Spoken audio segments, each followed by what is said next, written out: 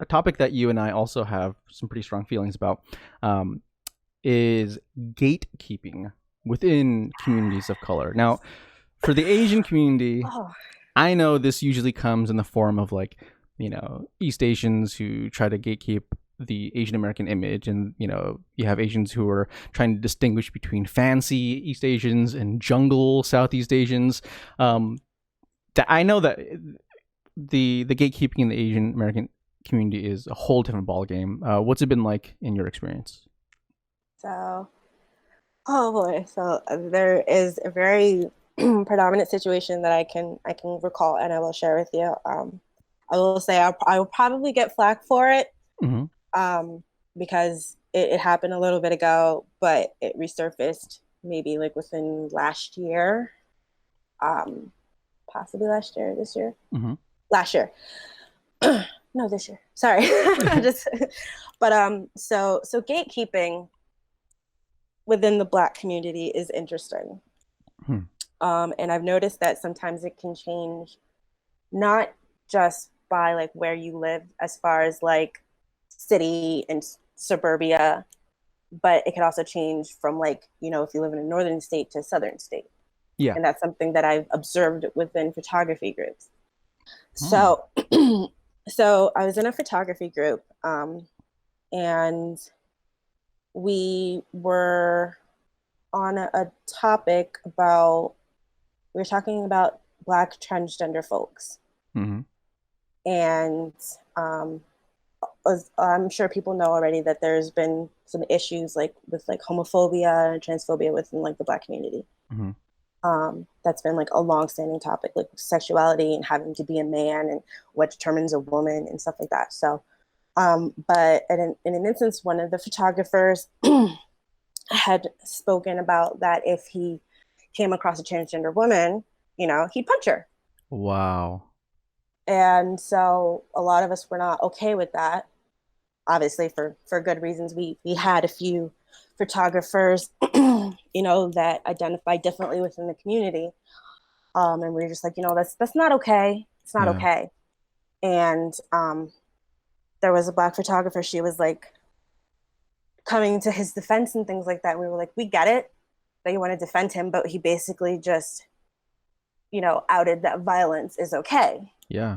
over finding out somebody's, you know, identity. And that's not okay. Yeah. Yeah. So so I had it back and forth with her, and it kind of devolved into a, are Black men getting enough support in the community with Mm-hmm. with things like that? And it kind of irritated me a bit because it's like, there's always this stigma with Black women carrying Black men all the time, Mm-hmm. being there.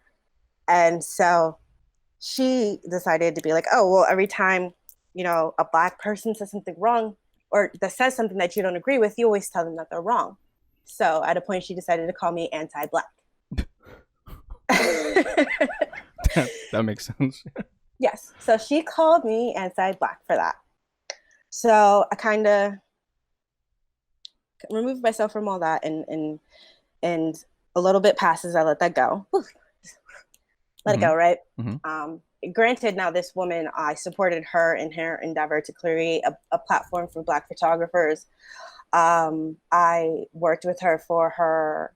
It was like a online web magazine, Oh my gosh. collecting photographs and like blurbs from photographers about sessions, because like each month they'd have like a different topic. Mm-hmm. So I work with her on that for free because I supported her. Yeah. And she has like this thing called the Cookout, which is like a photography conference and things like that. Mm-hmm. And I ended up losing my scholarship I had to that and had to cancel my hotel and everything like that over Because of this, this? because of this. Oh my gosh. So fast forward, a friend of mine, Marissa, she she had, it was another group there, and she voiced her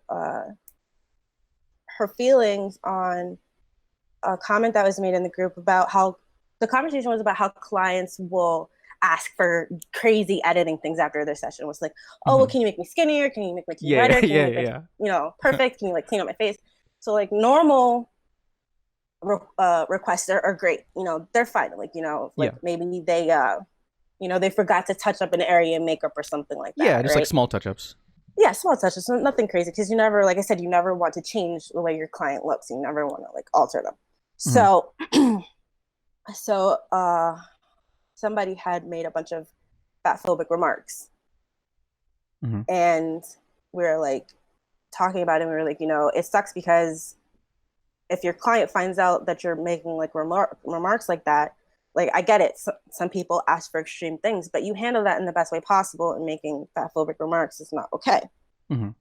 So, so, and she's a Black woman, and the group was Black, and I was like, okay, I was like, this is a teaching moment, you know, like the Black community can always do better. All communities could do better. Everybody could always do better, right? Yeah. But this is my people, you know. Mm-hmm. So I just said, hey, I made a post, and I was like, you know, these remarks aren't okay, because you have to remember that you have clients that can always learn that you're saying these things, and then they'll wonder, is this about me? Yep. Mm-hmm. And then you also have to remember the people that you work with, because you work with other photographers within the industry, you work with other vendors within the industry. They never want to work with somebody that they feel this person has an opinion about, whether you're gay, you're fat, skinny, whatever. Yeah. You never want to work with somebody like that. So I was like, you know, you got to do better with that, with the way that you handle your venting, Mm-hmm. you know. Mm-hmm. And so I didn't realize that this photographer that I mentioned before, that I had the back and forth about, was in that group. Yeah. So what she decided to do was tell everybody, don't listen to her. She has a problem with Black people. What? That she is anti-Black. She likes to tear down people that are up here and things like that. And I was just like, what? Like, first of all, I didn't even know she was in the group. It had nothing to do with like tearing down other Black people. It was just encouraging a conversation about doing better. Mm-hmm. Mm-hmm.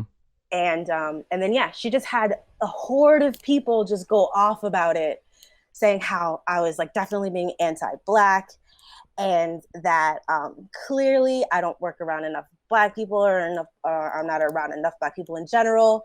They tried to come at my work and her work. She's my mentor, so remember that. Like that's a real stick right there. And just like, I was like, it was all about a conversation to do better. Had nothing with tearing down anybody. Nothing. It was just take a moment to reflect before you put this out there in the digital world, because once it's in the digital world, it's forever. Exactly. So it was just a conversation to do better, and it devolved into this like opportunity to try to paint you as something that you weren't. Yep.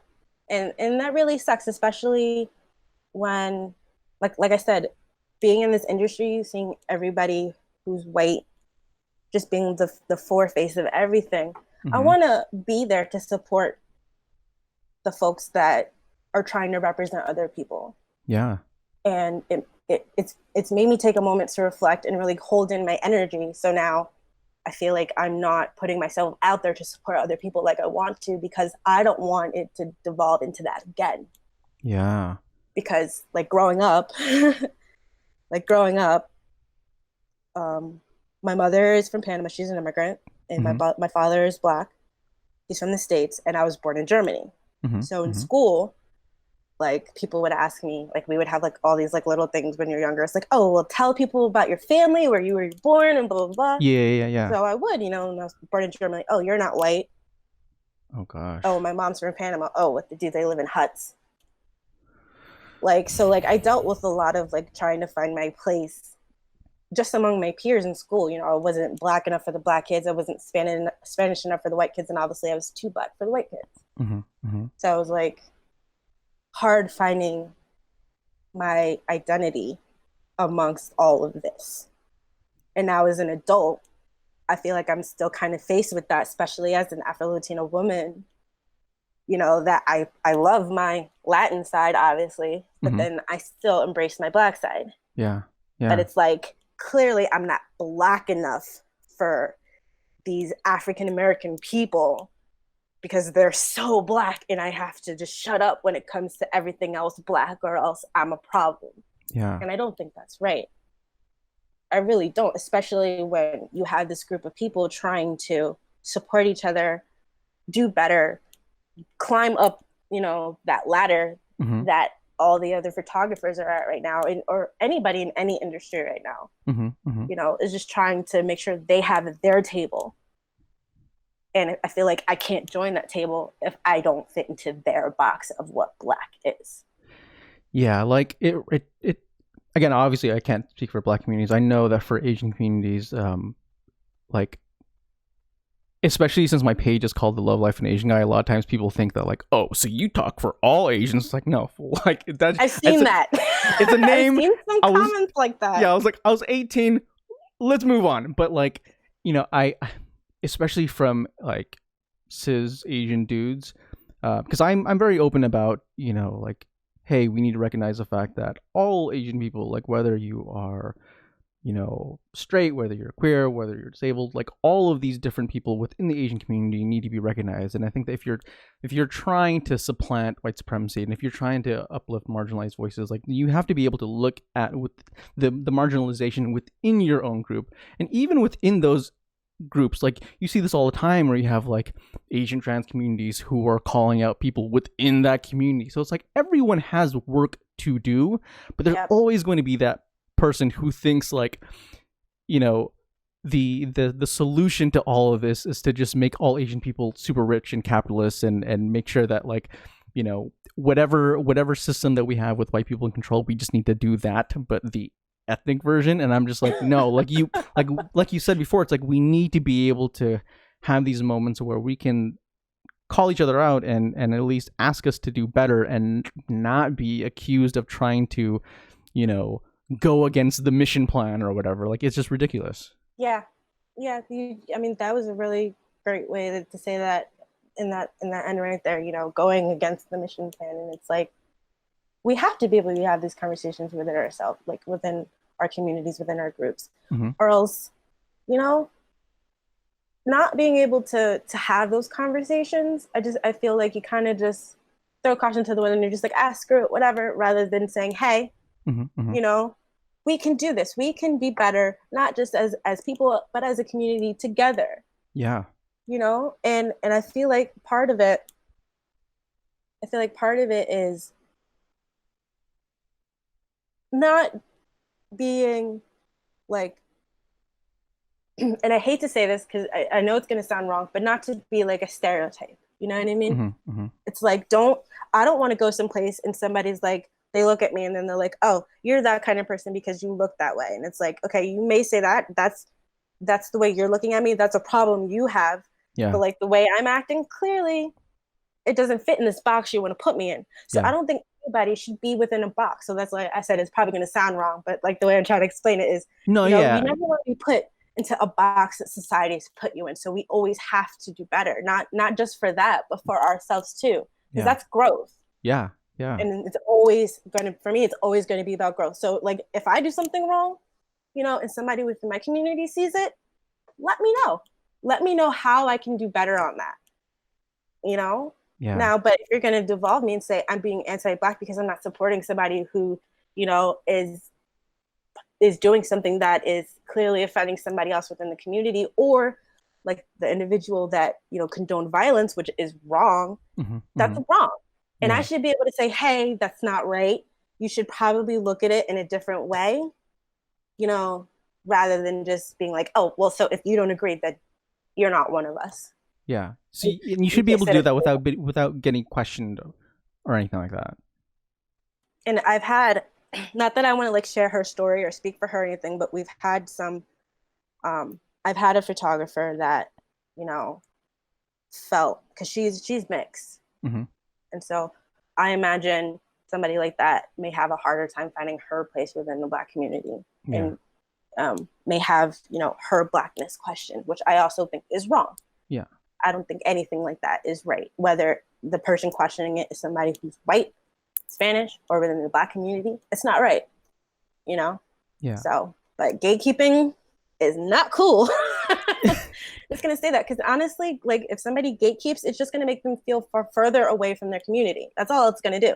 Exactly. And the funny thing is, like, gatekeeping only really ever segments the group into smaller chunks, anyways.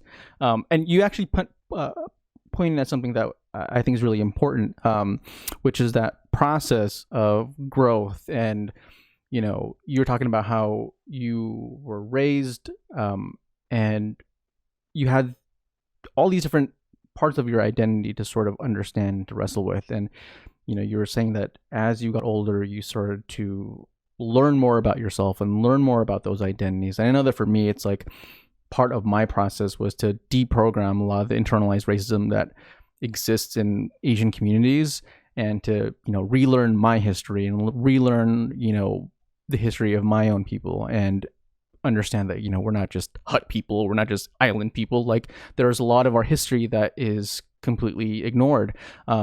How did you go about learning about your identity when you became an adult? So well, for one, I would love to go to Germany just to see where I was born, just to, because I was there for a few years before I moved to the States. So like, I feel like that's like important because that's where my life essentially began. Yeah. So learning more about my mom's side with Panama, I actually got a chance to visit the country when I was younger. Oh. Yeah. So that kind of like sparked that Curiosity. wanting to figure out, like the side of who I am. Yeah. And so like I got to see the country, the food, the culture. My aunt took me to a couple of the historical areas. So you learned about, the slave trade, the colonization that happened from the Spaniards, and things like that. But I got to like see like the churches and some of the old buildings and stuff like that. And it was really, really nice. And learning Spanish was like solidifying, like that, like solidified. It's like, okay, I have this. This is mine. I can celebrate this and use this in like my day to day into my life. Now I'm rusty on it, so don't ask me to say anything because I can't. But and then there's food and stuff like that, and so it's like I've found a piece of myself that I can fully immerse myself in, and it feels great. Yeah, it feels great. And then so also learning the Black side of myself, obviously aside from the colonization that happened in Panama, but in the United States, because that's a reality I have to also acknowledge as well. You know what I mean? Correct. So, obviously with the regular racism that I deal with in the country anyway, it's like realizing my feelings every time, something happens to a Black person on TV, on the news, in the street, how I'm treated personally. And it's just like, it's hard because the Black experience is so real. And it's like the Spanish part kind of sometimes feels like an illusion in a way, like an escape sometimes. How so? Because it's like every day it's always dealing with the Black experience, like every day. Yeah. But then when I get a moment to embrace the Latin side of who I am, it's like a relief in a way. Okay. Like, cause it's sort of like an escape, kind of. In a way, I hate to, because I know that'll sound wrong, but it's just like. But it's more just like it's a place where your mind can go, where you don't have to think about the other thing. Yeah. It's more like that. So it's like I'll go home. Like my boyfriend's Puerto Rican, so like some of our cultures like have like similar food. So it's like when I have like a food, it's like a comfort thing. Yeah. When I speak Spanish, it's a comfort thing. Yeah. And it takes me away from everything I deal with all the time, all the feelings and the thoughts I have all the time. So it's like kind of pushing them together has been. It's like a really complicated mix of feelings. Yeah. But it's like I'm finding a way to balance it, because it's like, every time I'm just like, oh, like me personally, everybody's my people. I'll say that everybody's my people. Everyone. It doesn't matter what you look like, everybody's my people. But when I get around like my family and my friends, the whole Spanish thing, I'm just like, like, you know what I mean? You know what I mean? It's like it's a good feeling because I don't get that environment very often. Yeah. So it's just like, but then still, it's like still Black, that'll never go away. So it's never like pushing it out. I want to say that dealing with that. It's never like pushing one thing out, but it's finding a balance between embracing one thing at a time and then another thing at another time, you know, Yeah, that exactly. balance. And that's cool because you have those different parts of your culture, and I like that you are fully recognizing of all of them, because oftentimes like you'll have people who are a couple of different mixes within their background and they are totally ignorant of one. Like I remember, the like back when I was like in high school, the tall tale in my family was that like, oh, we have like Spanish in us and blah blah blah. And so like that was like the whole rumor, like, oh, we have like Spanish in our family. And I remember at the time I was like, my identity as an Asian person was very different and I wasn't very confident about being Asian. And so I was like, I would try to overplay the whole like, oh, I'm part Spanish kind of, and it was, I mean, looking back, it's so cringe. It's so cringe, but it's just one of those things where it's like, like it takes a long time to learn to love all parts of yourself, and it is an ongoing struggle. And sometimes like people think like, oh, you're in your 20s, you're in your 30s, like, okay, you get it. It's like, no, sometimes you don't. Sometimes like you're still working through things. And even for me, it's like, I'm still working through things too. I mean, absolutely. So like as an adult, I've learned to embrace my hair. That has been the new thing for me. Love it. Is embracing my hair. Because for a while I had it straight. Like I had it very straight, but I had an experience when I was younger, and that kind of, it was in elementary school, and it was like a very like shocker thing for me. It's like, okay, I am very different. Mm-hmm. So I was playing on the playground with this girl, mm-hmm. and I'm coming down the slide, mm-hmm. and she goes, "Why are your knees so dirty?" Oh gosh. I was like, "What?" She's like, "Yeah, look at them. They're darker than the rest of your body." I was like, "Oh wow." So like that, like I'm little, so that stuck with me for so long. I hated wearing skirts and shorts. Oh my gosh. I would scrub my knees all the time. I tried like when I got a little older, I tried like buying it's like this lightening soap. Yeah. To lighten like my elbows and my knees, because I never wanted somebody, because she was like, "What, are they dirty? It's just that they're dirt." And I was just like, so now I look dirty. Oh no. And like that stuck with me for a long time. And then I had another instance where it was the first time I got my hair straightened. Mm-hmm. So like now as an adult, like embracing my hair, my curls and all that stuff is a relief for me. So I had my hair straightened for the first time as a kid. I go to school, and this little white boy, yanks on my hair. Oh my gosh. And he goes, "Is this not horsehair?" I was like, "No, this is my real hair." Like, fucking so yikes. Like, that stuck with me also for a long, long time. So like learning how to like really take care of my hair after I stopped putting the permanent and everything, like getting to the natural in here, was something for me to embrace. Yeah. So it's like, all right, I love this. My boyfriend loves it. He's just like, "I love your hair. It doesn't matter which way you wear it, but when you have it curly, I love it." I love that.